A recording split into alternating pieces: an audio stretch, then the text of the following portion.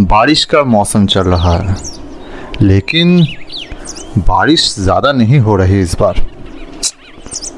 मैं अपने घर के छत पर बैठकर आसमान को ही देख रहा था और तभी पीछे से आवाज़ आई।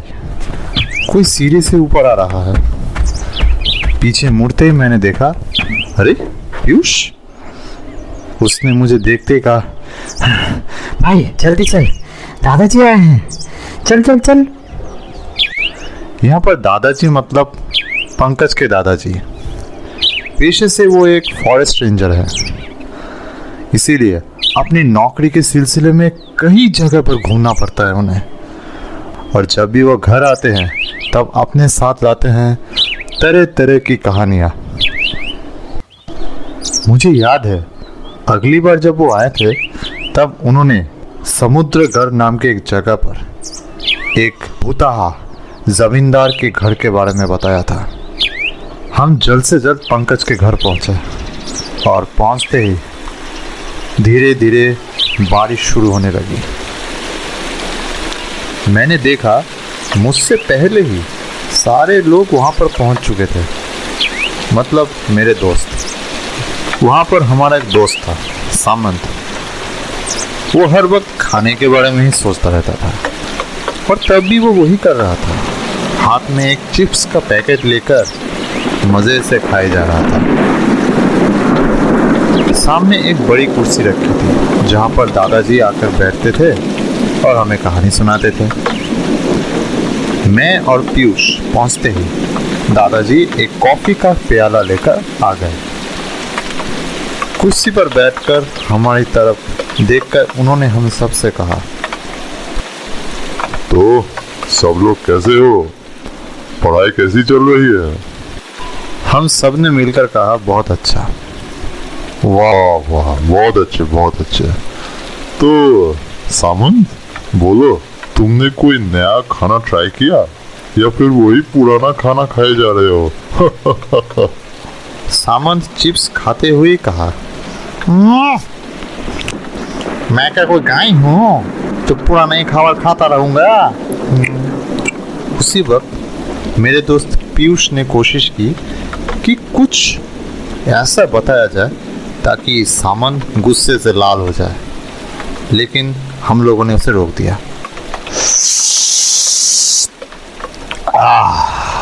थोड़ी सी कॉफ़ी पीने के बाद दादाजी ने अपनी कहानी शुरू की।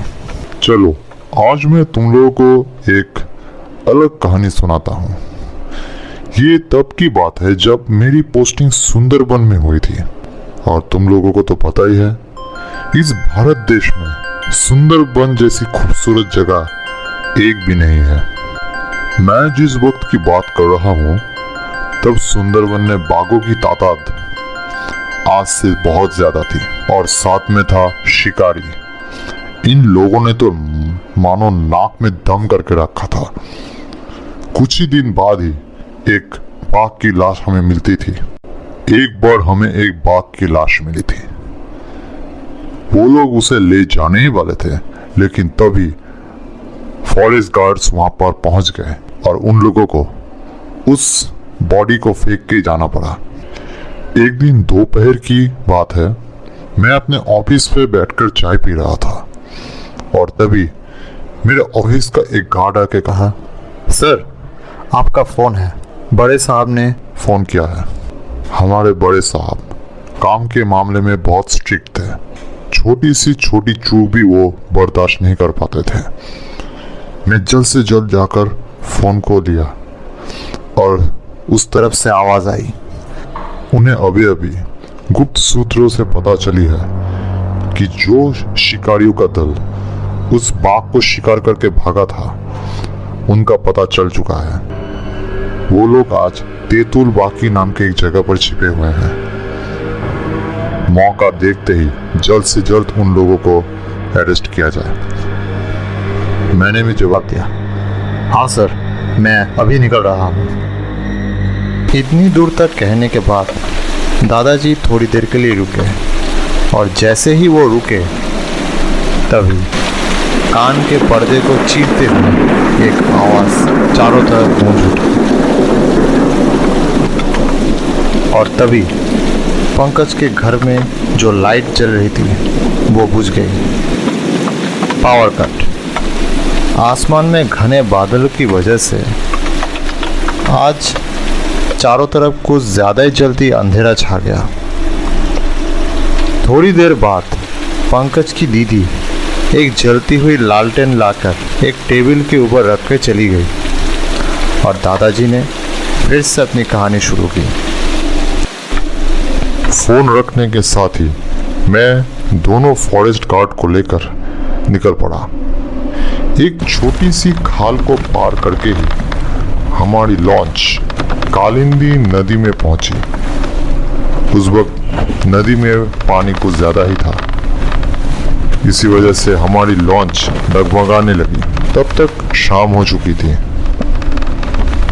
आसमान में चांद चमक उठी थी और उसी चांद की रोशनी नदी के पानी में और चारों तरफ के जंगलों पर आकर गिर रही थी। ऐसे ही करते हुए करीब 20 मिनट हम लोग चलने के बाद एक छोटी सी खाल में आके पहुंचे। इस खाल का नाम है कुमीर मारी और इसी खाल के खत्म होते ही आ जाएगा जहाँ पर हम लोग को जाना है, मतलब तेतुल बाकी।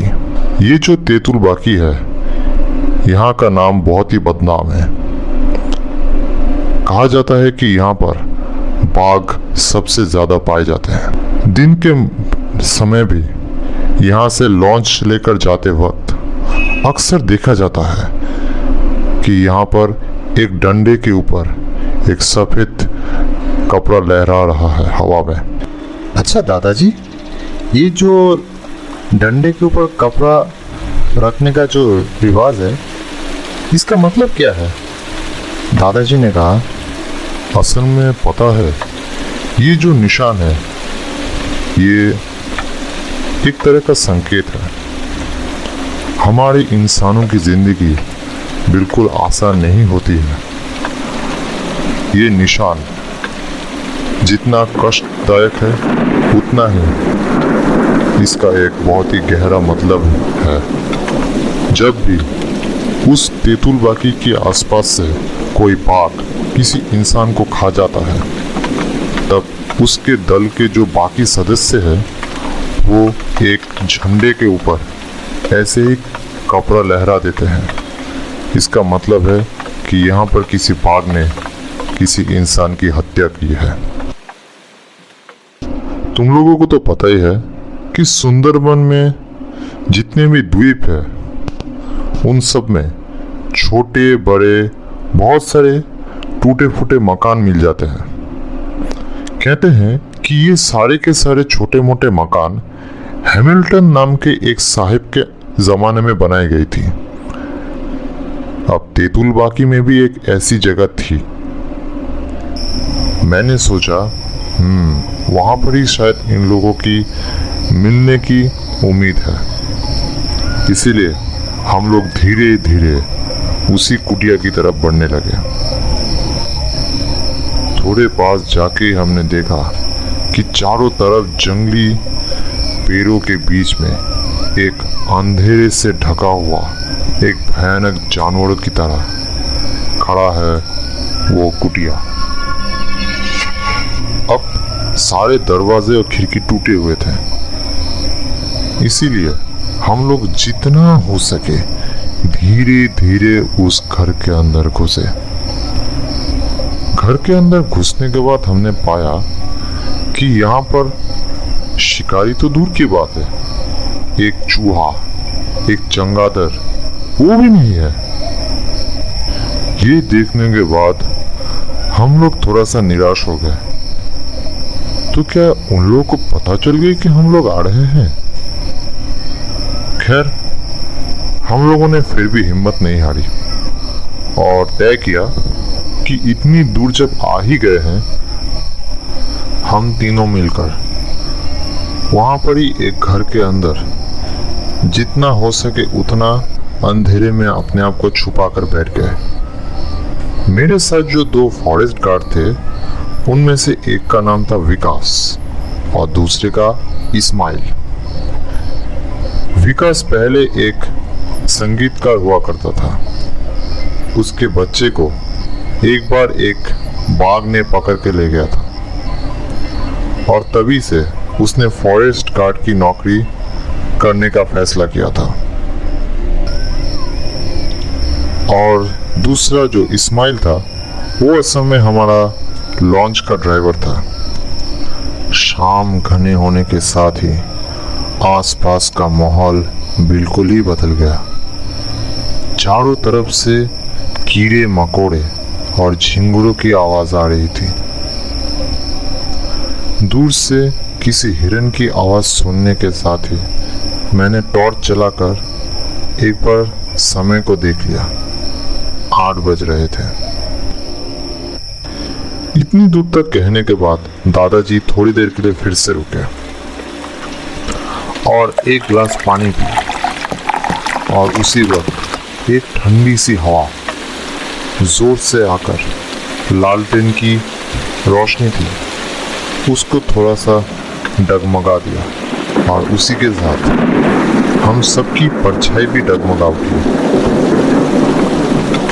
पानी पीने के बाद दादाजी ने फिर से शुरू की। मैं तो उसी अंधेरे में चुपचाप बैठा हुआ था और विकास थोड़ी थोड़ी देर बाद खिड़की से बाहर की तरफ देख रहा था।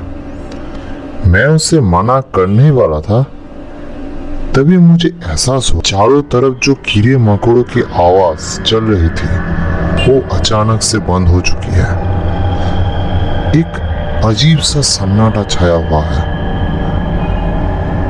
और तभी मैंने पास के खाल के पानी से एक आवाज सुनी, मानो कि कोई पानी से चल के आ रहा है और एक आवाज सुनाई दे रही है जैसे कोई जोर जोर से बुला रहा है, पापा, पापा, मैं हूँ तुम्हारा बेटा।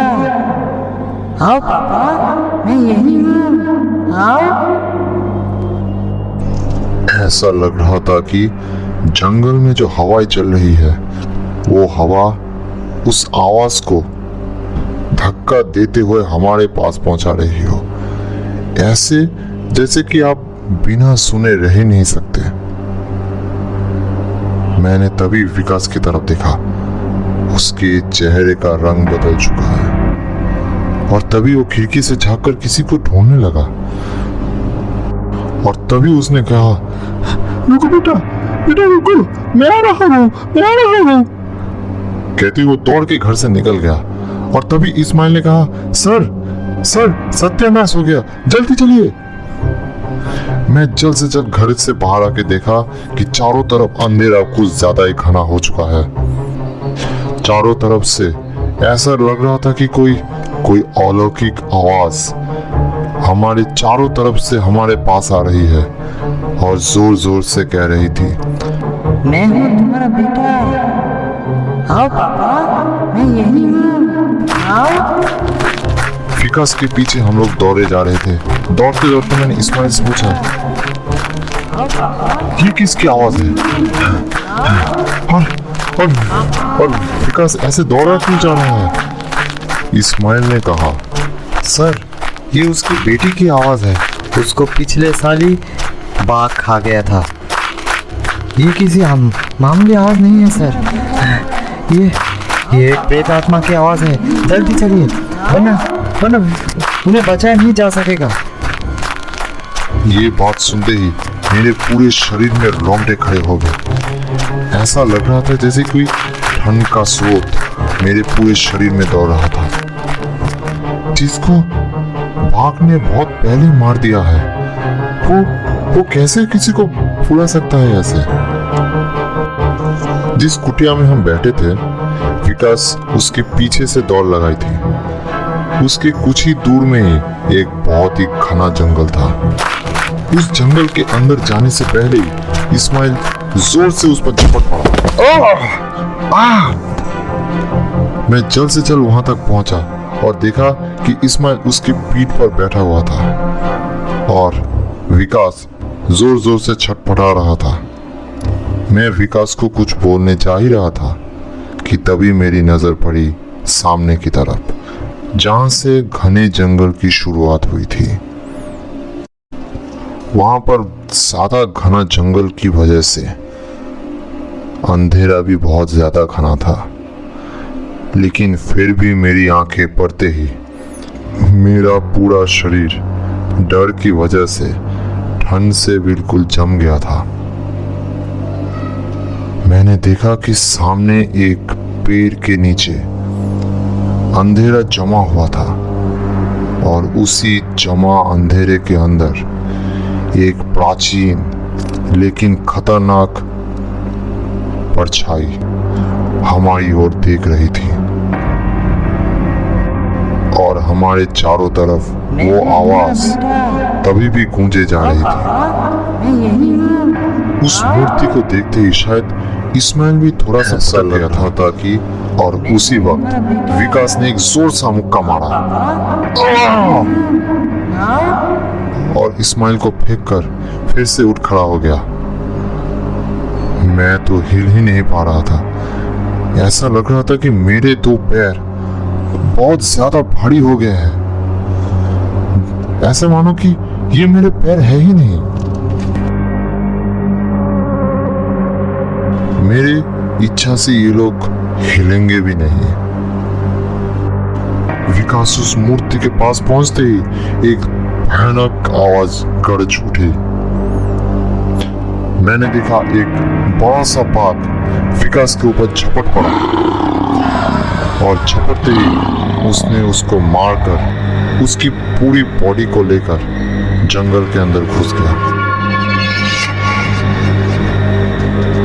और उसके बाद मेरे आंखों के सामने भी घना अंधेरा छा गया। हम सब के सब एक दूसरे के साथ चिपक के बैठे हुए थे। दादाजी रुकते ही हम सब बोल उठे, उसके बाद क्या हुआ? उसके बाद मैंने देखा इस्माइल खाल से पानी लाकर मेरे मुंह पर छिड़क रहा था। धीरे धीरे उसका हाथ पकड़कर मैं बैठा। सर में तभी भी बहुत दर्द हो रहा था। उठने के बाद ही मैंने सामने देखा, उसी जगह पर जहां पर मैंने उस भयानक परछाई को देखा था, वहां और कुछ नहीं था और चारों तरफ झिंगुरों की आवाज फिर से गूंज रही थी। उसके बाद हम दोनों ने मिलकर बहुत ढूंढा विकास की लाश, लेकिन वो हमें कहीं नहीं मिली। और फिर क्या था, थक हार के हम दोनों ही वापस आ गए। इतनी दूर तक कहने के बाद दादाजी फिर से चुप्पी सा दी। बारिश तभी भी चल रही थी। थोड़ी सी बिजली की रोशनी में मुझे चारों तरफ के बगीचे नज़र में आने लगे। मेरे दोस्त पंकज ने कहा कि दादाजी, आपने उस बाघ को पहले देखा नहीं था कि वो छुपा बैठा हुआ था? मैंने तुम लोगों को कहा था ना कि कुछ दिन पहले हमें एक बाघ की लाश मिली थी। हम लोगों ने एक साथ कहा, हाँ, आपने तो कहा था। उस बाघ की पूंछ नहीं थी। हो सकता है किसी लड़ाई में या फिर शिकारियों ने शायद काट ली होगी। जिस बाघ ने उस दिन विकास का खून किया था, उस बाघ की भी पूंछ नहीं थी। दादू की बात खत्म होते ही फिर से जोर से बिजली कड़क उठी और साथ ही एक जोर की हवा से लालटेन की रोशनी बुझ गई। अक्सर हम लोग कोई बड़ा कांड करने के बाद सोचते हैं, कौन क्या उखाड़ लेगा हमारा। लेकिन सच में क्या हम उतने किस्मतवान होते हैं? क्या हमें सच में पता होता है कि हम जो कांड करने जा रहे हैं या कर चुके हैं, उसकी सज़ा हमें कौन देने वाला है या फिर कैसे मिलने वाली है। अगर पता होता तो शायद। कहानी सुनने के लिए बहुत बहुत शुक्रिया। मिलते हैं अगले वीडियो में, तब तक के लिए शुभ रात्रि।